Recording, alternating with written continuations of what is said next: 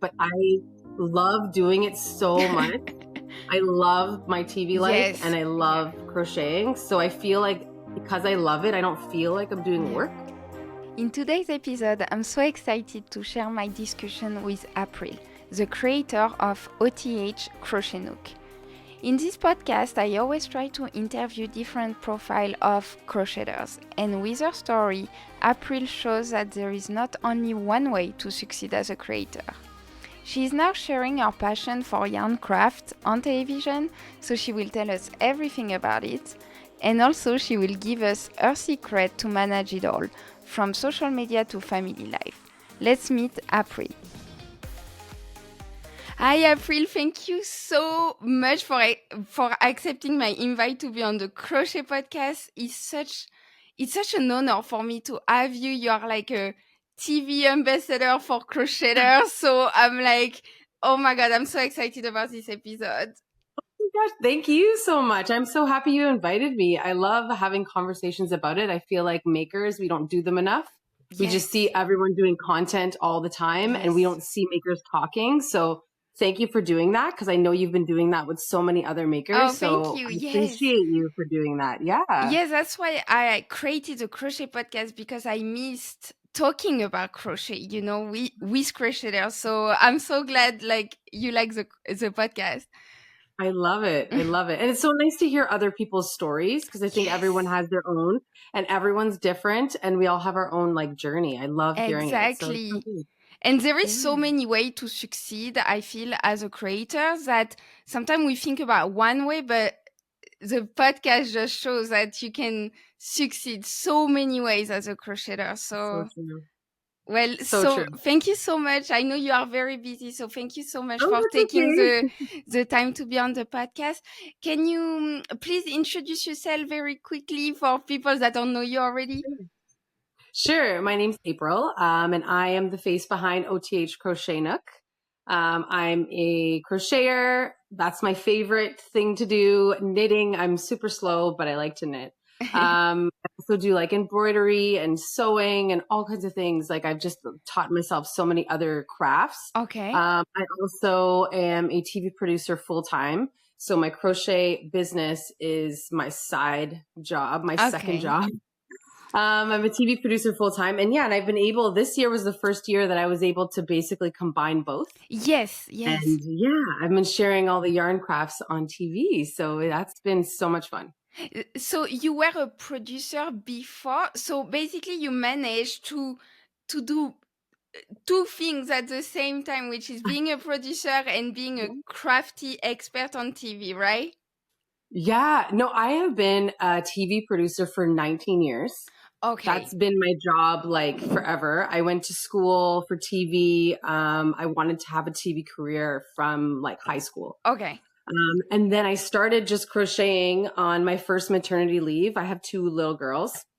And when I had my first one, I started, I knew how to crochet a little bit from my grandma when I was really young. Mm-hmm. And then on my first maternity leave, I was like, let me just pick up some yarn and go get a hook and let me see if I remember anything. And that was 11 years later. And this is where I am now. So I kind of took that hobby and it kind of exploded over the last 5-6 years. Okay. So now, yes, I am a TV producer as well as a crafty expert, but both have just take up a lot of my time. Yeah.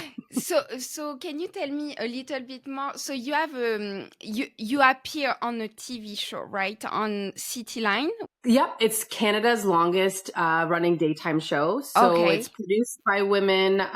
It is led by women and it is for women. But it is the number one daytime show in Canada for so many years. It's been on the air for 40 years. Okay.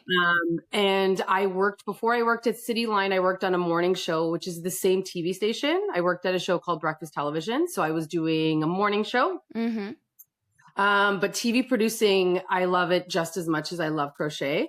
And I have always been doing crochet and my job on the side, but it just ended up being once my social following and everything kind of started to go viral and I got a lot of followers and a lot of viral videos and a lot of my crochet tutorials have gone viral. So my team at Cityline asked me, do you want to do a segment on TV and kind of show people how to do this, right? Yeah. And of course I was like, absolutely. So, that's how it kind of started. And then the first segment I did, 1 year ago, actually, reached 11 million views, almost 11 million. I just saw in your story, it's about hand knitting, right? Yeah, I taught the entire audience how to hand knit. Yes. I brought them that big jumbo yarn and everyone did it with us. But based on that video, everyone was at work was saying, well, we have an audience that are crafters, obviously, and we didn't know. So you have to keep doing this. So just keep doing all the crafty segments because the viewers love it so much. And so I've been doing them and it's been so fun. It's been so much fun. You just started thanks to hand knitting. Yes. And it's hard to because like if me and you know how to we know how to crochet, we know how to do other crafts.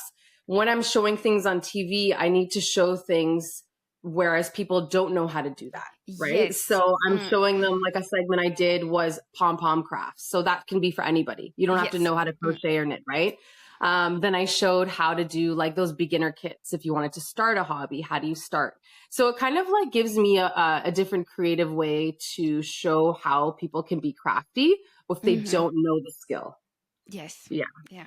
Or like some people, sometimes they really want to pick a new hobby, but they just don't know how to start. So I think like that when you see it on TV, you are like, okay, I need to start. If everybody else is doing it, I need to do it. Yeah, and I definitely have influenced a lot of people at work and viewers to try it out. And and I know people sometimes they find it frustrating. I know you crochet, and when you first start, it's frustrating. Yes. You have to really like love it to get into it. And I feel like once I got it, I was like, oh my gosh, I'm obsessed. Yes. But you have to like make sure you have a little bit of patience. I feel like it's like that with a lot of craft. Yeah. Yes, with a lot of hobby, I feel like you really have to be patient and not being frustrated. I think the hardest part is to see the result and not being very happy and still like try again. I think that's the hardest step. And once you pass this step, easy. Yeah, because you want to see that finished product. You want to see it so fast. You're like, why isn't it? But it takes time. Yeah, for sure. Yeah. Yeah, and you said like so you grow your social media, you created tutorials for crocheters. Like, did you feel that being a producer helped you creating content on social media? Absolutely. It made me understand, how to market myself, how to market my business, how to edit videos, how to produce videos, what content to do. I think my background in TV for so many years absolutely helped it. During the pandemic, I started doing all of those how-to crochet tutorials, like how to do this stitch, how to make this project, how to do this headband. Yes. I was doing videos that were taking up so much of my time, but I loved doing them. And that's when it really exploded because everyone was at home and they were bored or they were just like, I want to do something for my mental health. That was a hard time for everybody. And a lot of people picked up crafts. A lot of people picked up crochet and knitting. So when I started doing that at home, I was really like producing my content. So I was using my background, to produce the videos and produce what I wanted to show. So I think that really helped me accelerate my social, and it still helps me to today. I understand it completely. And I think I'm always up to the trends and up to like figuring out social media and the algorithm, which is really hard to do. But I'm trying always to keep up with it. And I definitely think, my career background helped me do that for sure. Yeah. And I looked at your content and I feel like you can really understand what people want to see. And it's something I always tell people when they ask me how to grow. You have to create content that people ask for, and like you have to add some value to your content. And I feel you do that very, very well. Thank you. I think you do that very well too. And I think that you understand your audience, what they like. Yeah. And it's important because your audience is not mine. And mine is not yours. So, and I feel like it changes too. Like sometimes I'll do some tutorials and people don't want tutorials. I don't do it that much anymore. I think people are into like this fast paced, I want to see at the end. You need to like catch them really quickly. It's different now than it was during the pandemic. Everything was a little bit slower and everyone wanted to watch a whole 3-minute video of how to do something. Yeah. And I don't think it's like that anymore. Yeah. And it is very good because you understand how it changes. Like you have to change your content, your style of content all the time. You have to adapt to the economic situation, to like if people are at home or not. And that's so interesting how there is not one way to understand social media. No. And I feel like you're constantly being creative. I think you feel like that too. Like you're constantly thinking like, what's my next project? What's my next video? And it's exhausting. It's not something that's easy. So I think if anybody's watching this, if anyone's watching this and they're just starting out, it's really hard to get to that point, but you can get there. You just have to put in the work and you have to put in the creativity to really like do it. Yeah. Yes. I feel like growing on social media, the one thing that works is to work super hard on your social media. It doesn't come easy. It comes with a lot of frustration as well, because sometimes, I don't know if you felt this before, but you take so much time doing like a tutorial and you're so excited and you feel like nobody was excited outside of you. So like you really have to pass the frustration of views and likes and everything, I feel. And that still happens to me now. I feel like even with my following and even with the amount of videos that get a lot of views, I see numbers sometimes and they still affect me. And I try not to get all like jumbled up with numbers, but you always wonder why. Well, why didn't that do well? I thought that was going to do well. So I try to remove myself from that. And I feel like when I was starting this, it hurt me more. Because I feel like you're starting and you're so frustrated and you're like, why isn't this working? And why is nobody seeing my videos? Yeah. So it's hard to not get out of that funk, but I feel like it's patience, and it's like you really have to try to not do that because it's not good for you. Yes, it's really hard sometimes to deal with it, but I don't know if you notice that too. Like I feel like sometimes it's not even about your content, it's about the season. It's about like, I feel like, for example, Instagram sometimes has season. Like I know my content always gets more views during holidays and stuff like that, and in for now, right now, it's not doing well at all, and I feel sometimes it's not even your fault. Yeah. No. Or like, yeah, it's so true. And I understand that too. I feel like to me, sometimes I was like, okay, Mondays are good, Saturdays are good, and sometimes Fridays. And then the next month it won't be like that. It'll be something else. Sometimes you think you crack the code and sometimes no, it doesn't work. But that is a really good tip, what you just said, because I do feel like holidays, it does well. And that's because people are home and they're on their phone. Yes.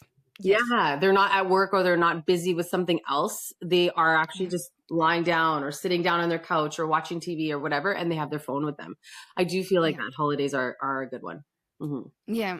And sometimes like the weather also in the summer. I know personally I crochet less in the summer than in the winter. So it's like, it's sometimes it's really not about the quality of your work, because you show up all the time and you make quality work. So if someone is listening, don't give up on creating social media posts. Sometimes it's not your fault. That's right. It's true. Yeah, don't give up. It's hard to hear that when you're first starting out, but it's true. Yeah. And so what platforms are you on? I know you have a big following on Instagram. What other platforms?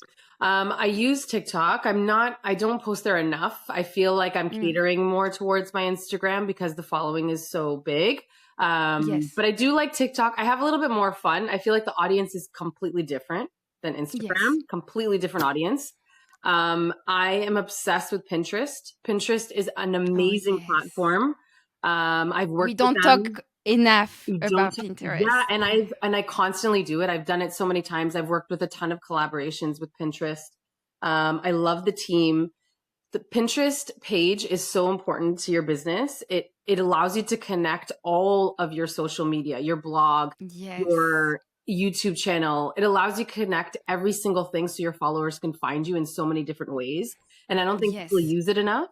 And think of Pinterest like the Google of like Yes, DIY, basically. it puts your content on search engine. That's the thing like Exactly. people don't know about Pinterest is like when you create content on Pinterest, it happens on the search engine. So Google, for example.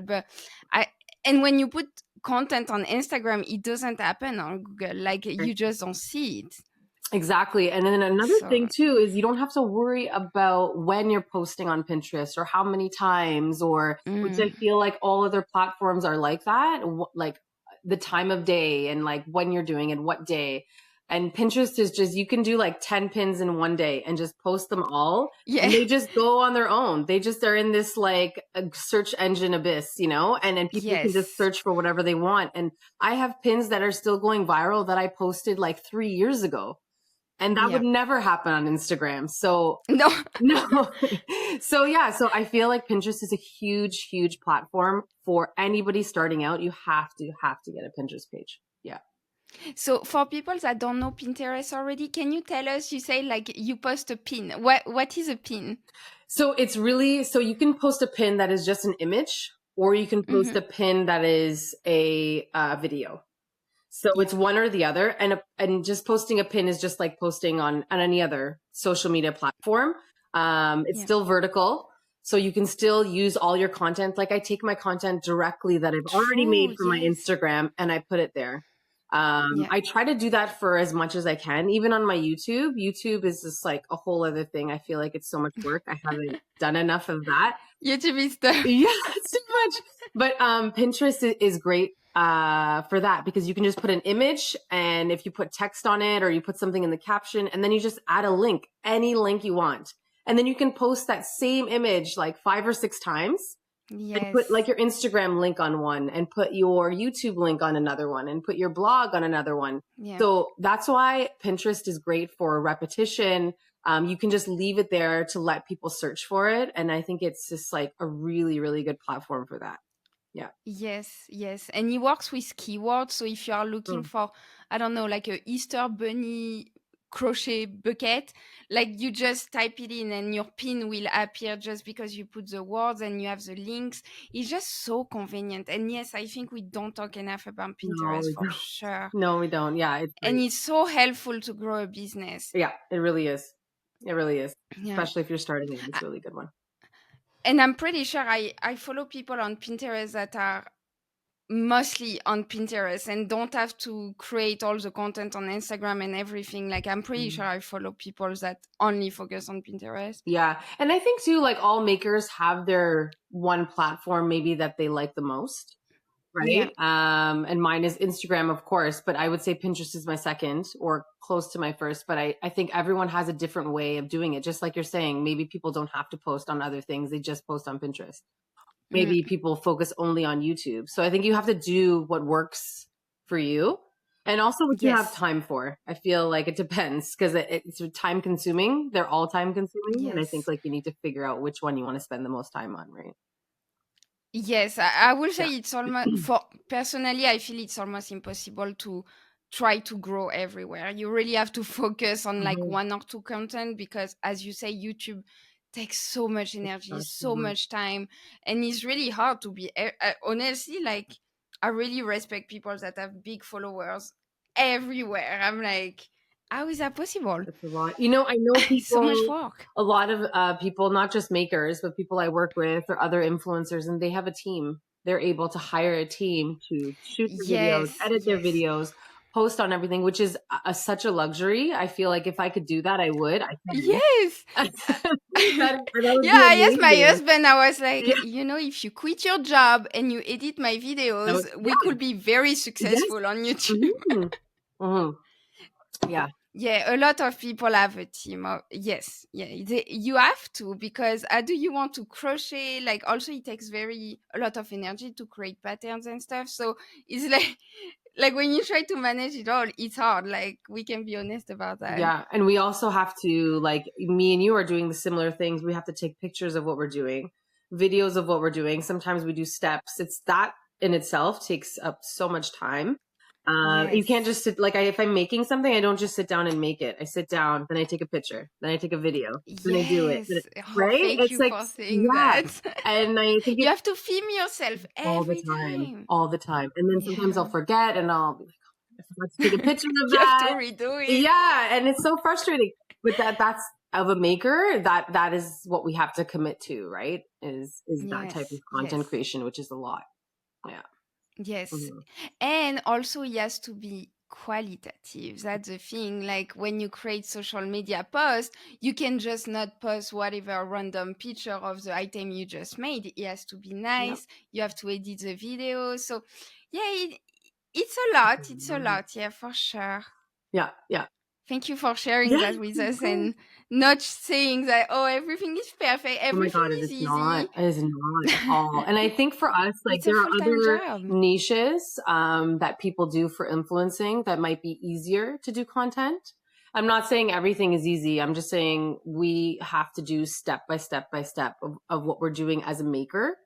It's not just trying on an outfit type of thing, right? But yes, it doesn't click right away. Yeah. So talking about, like how much time you put into your content and everything, can you tell us what's a classic day for you, for example?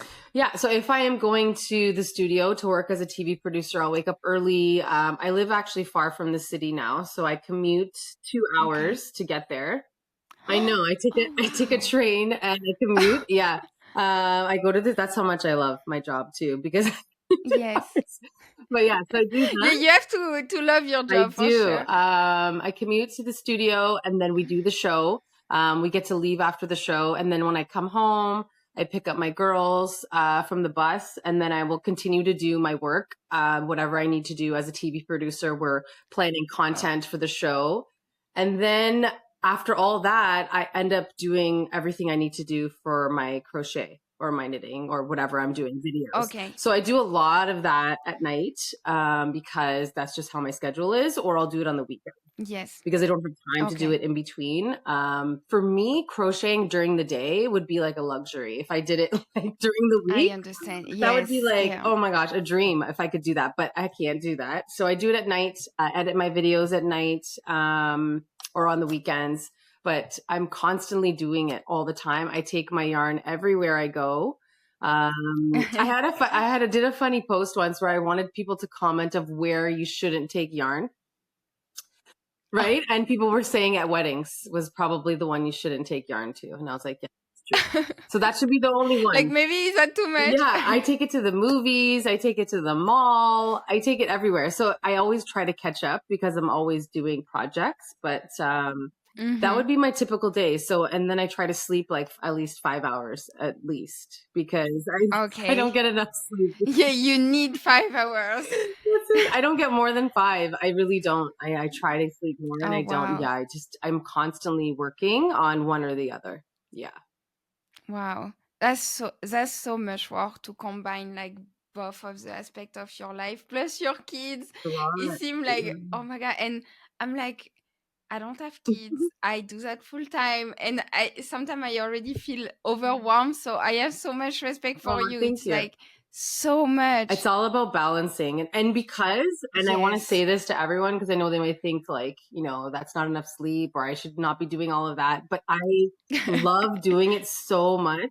Yes. I love my TV life and I love crocheting. So I feel like because I love it, I don't feel like I'm doing work.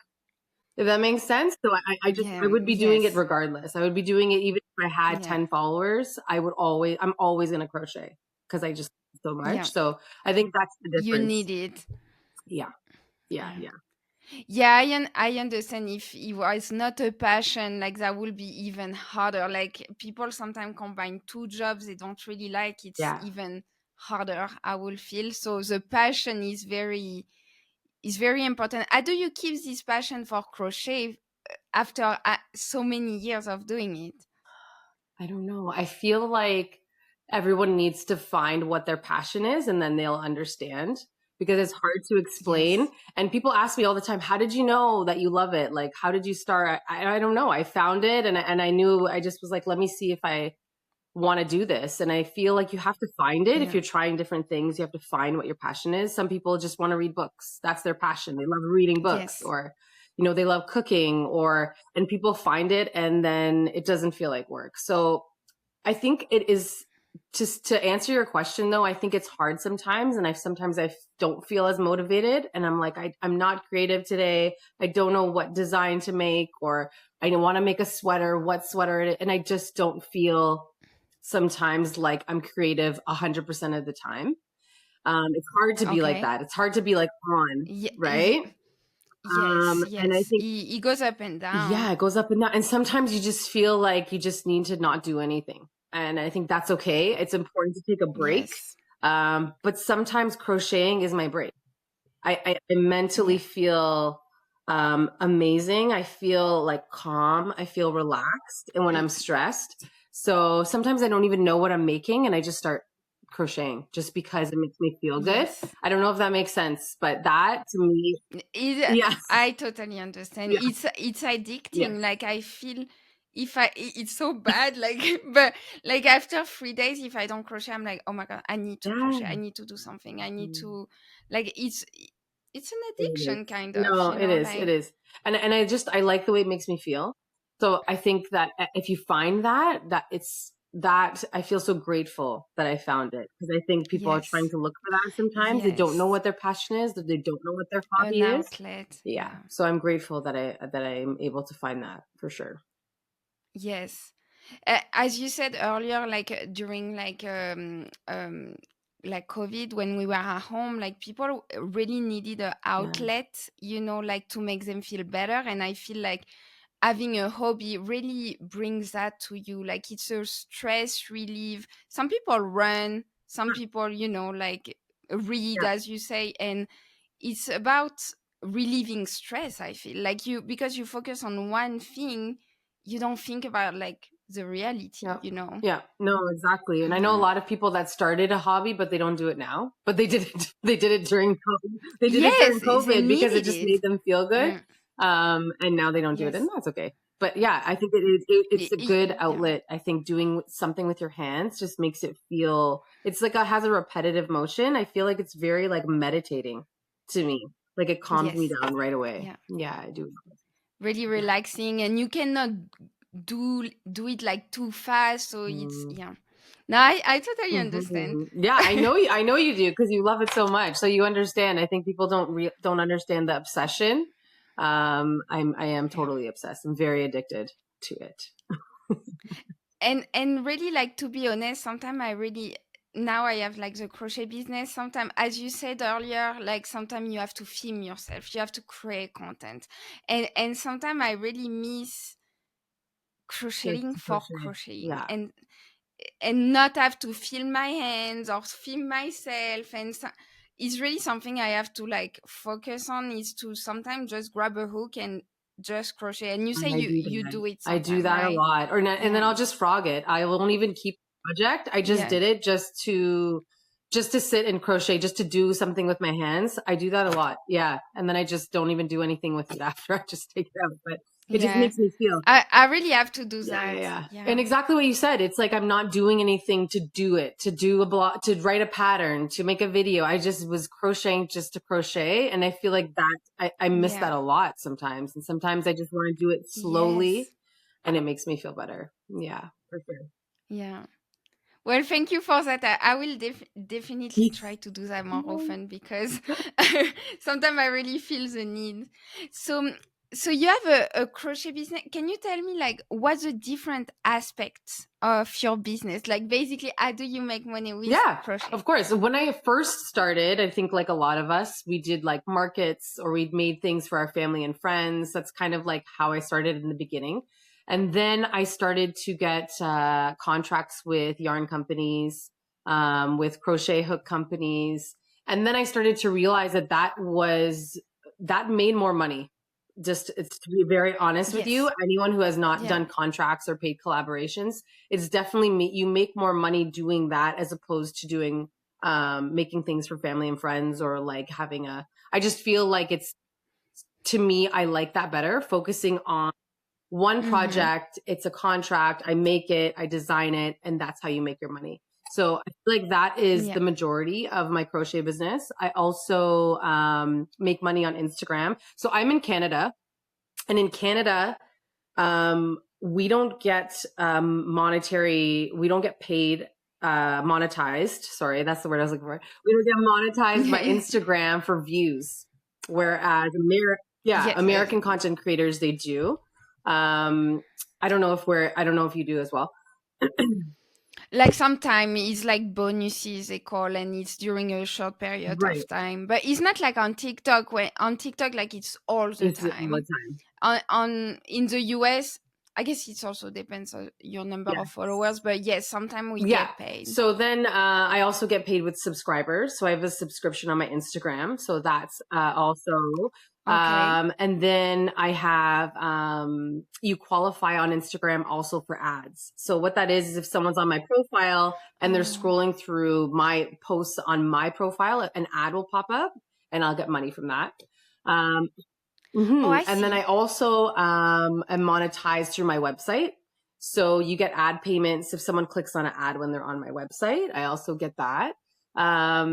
Those I think would be the main ones. I'm trying to build my YouTube channel. That is good. That is my goal for this year. I have 2 goals. I want to write a book and I want to build my YouTube channel. Those are the 2 things. Oh, wow. Very ambitious. Because YouTube is really good for...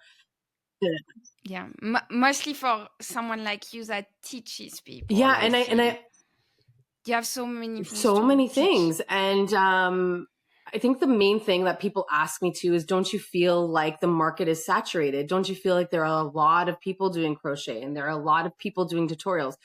But don't ever think like that, because there's always room for you. There's always room because you are different than everyone else. And I think if I thought that before, I don't think I would be where I am today. So, building my YouTube channel would be the main thing I would want to do for sure. And that would obviously be monetized. I don't qualify for it yet because I haven't really worked on my YouTube. Yeah. But once you qualify for YouTube, you can get paid for YouTube, which is great. So I would think that would be the majority of it. But paid collaborations and contracts would be the number one. Would be the number one for being monetized every year. I think that would be the one. Yeah. Thank you for sharing that and being honest about it.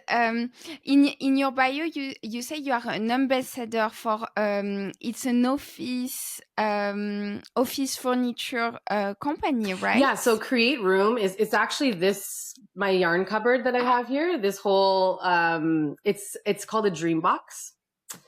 And it actually closes up into like one, I don't know, I've done some videos on it where it closes up into a cupboard, like very small, and it opens up wide. It's like 9 feet wide, and I have all my yarn in it. It's so cool. So there are some influencers that are ambassadors of this. So we have affiliate links. So anytime someone buys them off my link, I will get commission from that. But that's basically what that is. So I'm an ambassador for Create Room. So anytime they have sales or they have things that we want to promote, we do that and we use our affiliate links. Yeah. And then the other one I know you were going to ask me about was Yarn versus Everybody, right? Yeah. Yes. So yes. You're the founder. So Yarn versus Everybody is something that I started, in I think it was 2018, I believe. So years ago, it was before COVID. Okay. And I started to do, like maker conferences and like maker meetups for all the makers that wanted to get together and just hang out, crochet, knit. We would have food. We would drink if we want. We would have like speakers and we would have presentations. Since COVID, I haven't done it. So that was basically, I think I did 4 of those. I definitely have to do another one, but yeah, I know. Yes. I will. I have to. And people keep asking me and they're like, when are we doing this? And, it was just a fun place to meet people because we just see each other like this, right? We see each other on our Instagrams and our socials and we don't get to meet face to face. And it's funny. I don't know if you feel like this, but I feel like with my family and friends or my husband and my kids, I can't talk to them about yarn. They don't understand. No. I can't talk to them about my hooks.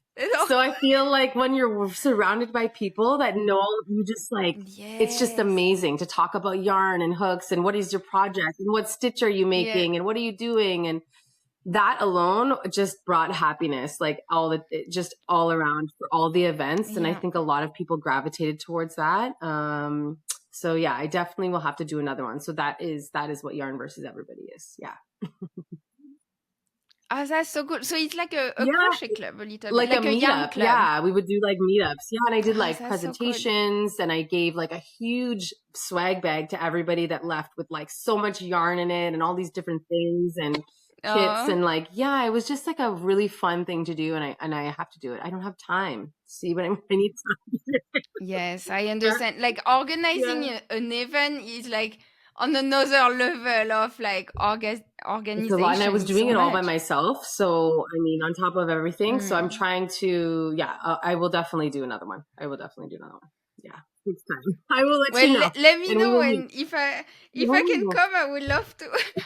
I know we are a little bit far, but yeah, you can try. That would be so nice. Yeah. Yeah. But I understand the need of like meeting with other like crafters. I feel so blessed in Utah. We have so many crocheters. So I belong like to a crochet club, which I'm very lucky for. But like when I was in France, like not a lot of people, like crochet is not that big, I would say. And I felt very isolated, you know, like even when you tell your coworkers that you crochet, people are like, really, you crochet? So so I feel that's so good, like to meet with other crafters. Yeah, no, it makes a big difference just to have those conversations. It just makes everyone feel, I don't know, everyone just you feel good. Just talking to other people that understand your maker language. Yeah. And you learn a lot also. Like I've learned about different brands and oh my god, what's this yarn and stuff. So it's also good, like if you want to definitely learn. if you want to learn. Yeah. And it wasn't just crochet and knitters. It was like people that did all kinds of things, like embroidery artists, crafters. Yeah, they did macrame, like whatever it was. It was just crafters. So it was a lot of fun. Yeah. Well, that's so fun. So now you said like you want to grow a YouTube channel, you want to write a book. Is that like I will say like your next dream, like your next step? I feel like I've done that my whole life, where I'm always like, I finish something and I'm like, okay, what am I going to do now? Right? Where I've always been like that. That's just my personality. Maybe I should be like not doing that. Just constantly. No, I mean that's what it does. It inspires me, and it motivates me, and I feel like I live off of that. I live off that motivation, and I want to just always accomplish things. So writing a book is a huge one to me. Just my YouTube channel. Those are the two things that I feel like are missing from my maker journey. Those two things for me are missing. So I need to do those. And I'll probably end up being like, what do I do now after that? Yes, it's always like a next thing. But I think that's what wakes you up in the morning, gets you up in the morning. Like I feel the same way. Like I always need something new, at least like a new crochet project, or I'm looking to see what can I make next. But so have you ever wanted to write a book or? I mean, if he came up, it's something I will definitely consider. Like because I always say, my husband always say, like if you put all your patterns together, you will make a book. So if he came up, if the opportunity came up, I'm always open, obviously. But I love also the crochet podcast. It's something I never thought I will do, mostly because like English is not my first language. But like the crochet podcast for me, like it's also something big that's happening, and I really also enjoy this project, which I didn't think I would. And I don't think a lot of makers do it, so I think it's so nice that you're doing that to bring us together. I think it's really nice. It's really good. Just talking about crochet, about our businesses, as you say earlier, like there are people that make good money selling their creations. There are people that create content like you do. There are people like writing crochet pattern like I do, and we all live with crochet. So I feel Yeah, you have to amazing. find like the outlet that works for you, which is what we were talking about before, right? Yeah. So yeah, you have to find what works. Yeah. Yeah. So thank you so much for sharing all of that. I have one last question for you. What are when you choose a new crochet pattern to make or to follow, what are your inspiration? I feel like it depends on the season because I do a lot. I love cotton yarn, my favorite, but I only use that in the spring and summer. And I love like extra chunky, bulky yarn in the winter, which I know you like too. And I'm like making like chunky blankets. And so I think it depends on the season of what inspires me to make something. And I'm always looking like right now, I'm always looking at like summer tops, dresses, tank tops, like that type of thing. Or like bralettes or something. That's what I'm always searching for. And then once like August, I'm already thinking about pumpkins and blankets and sweaters. So I think like the season inspires me the most. That's what I look for because I'm always we have 4 seasons where I am. I live in Ontario, Canada, and I feel like we have every season. So it inspires me of what I'm making. Yes. So yeah. Okay. So you just follow the seasons. And so right now you have a work in progress. Can you show it to us?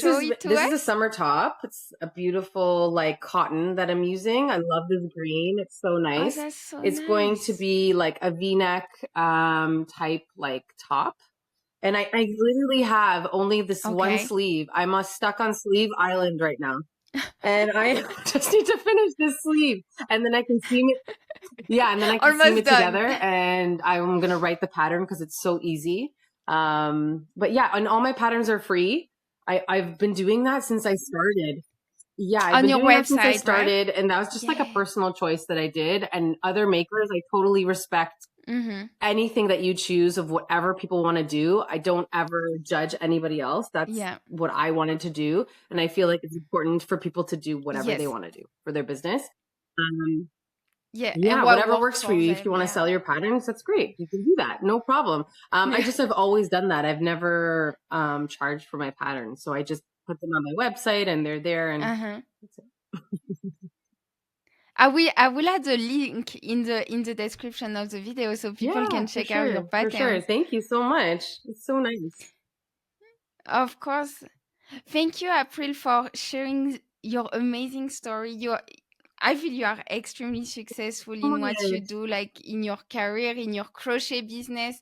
I really respect everything you've done. So thank you so much for taking the time to share your story with us.